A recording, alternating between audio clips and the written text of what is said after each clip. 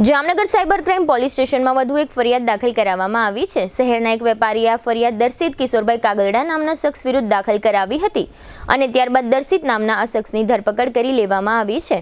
ફરિયાદી વેપારીના એક ફ્રીઝ થયેલા બેંક એકાઉન્ટને અનફ્રીઝ કરાવી અપાવવાની લાલચ આપવામાં આવી હતી। આ ઉપરાંત આ વેપારીને ઈડી વગેરેનો ડર પણ દેખાડવામાં આવ્યો હતો અને એ રીતે નાણાં પડાવવાનો પ્રયાસ થયો હતો, એમાં પોલીસ ફરિયાદમાં જણાવાયું છે।